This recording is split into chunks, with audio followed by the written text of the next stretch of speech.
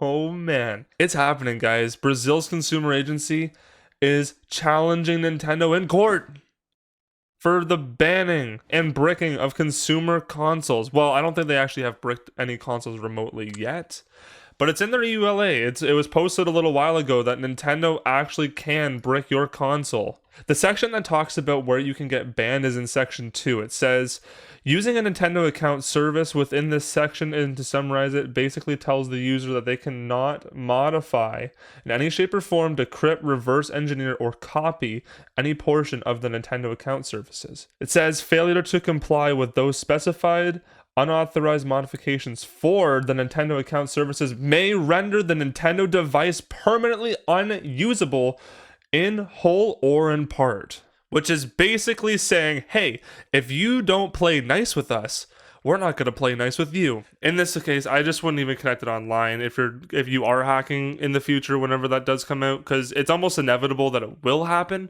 Realistically, every console gets hacked, even like things like the Xbox One, which people always said were unhackable. And for a long time, that was true, until recently when people ended up actually hacking the console and running homebrew on it. So you know what, things like that happen. It's just, it takes time, and especially in the Xbox One case, in the Xbox One's case, the reason it didn't get hacked for a long time was because of how it actually ran. Whenever you started up a game, it would run in its own sandbox. Like it was like a whole thing.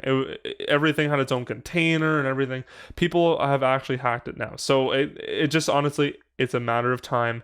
The Switch 2 has so much going for it that it's honestly like, it's going to be, I don't know how long, but I'm rooting on the sidelines for it. So whenever that day comes, I'll be first to be up, and I'll definitely be hacking that console so I can back up all my physical games. I don't even own any physical games for the Switch 2 right now, but I will be, because I'm a Nintendo like fiend, and it's so depressing. I spend money on Nintendo, and you know what? I'm part of the problem for sure, and I can acknowledge that, but I don't care, because I love their games, and that's what's holding me back. That's the problem, is I really love Nintendo.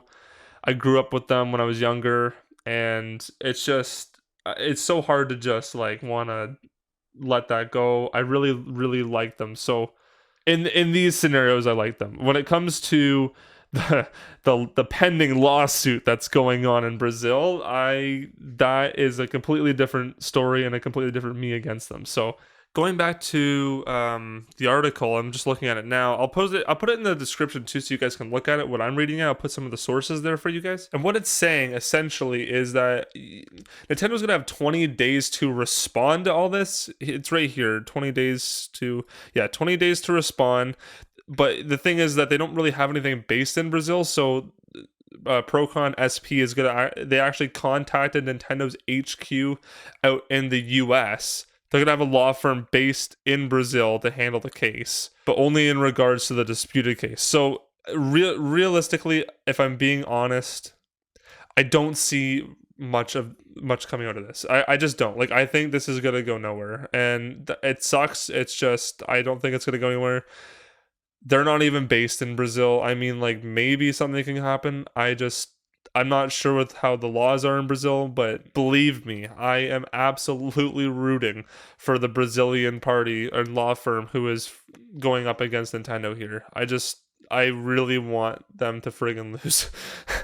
Because it's pro-consumer, and I'm all pro-consumer. I don't want to have all this anti-consumer crap, remote shutdowns. I don't want any of it, and I don't think any of you should want it either. And if any of you do want it, then you clearly have a loose screw somewhere, because I honestly, like, that's just like a terrible move to be making, to actually want that for anything. I don't know. And there's gonna be those people out there who are diehard Nintendo fans. Look, I'm a Nintendo fan, but I can see through their flaws like this. There's gonna be the people out there who are gonna be so like hell-bent on the fact that Nintendo can do no wrong, that they're always in the right, and whatever. But clearly you have a loose screw somewhere in your brain, and that's just not at the fault of me, but at the fault of yourself. And with that being said, Nintendo has 20 days left to respond, so I guess we'll do a follow-up whenever that comes out, and we'll see what the results are.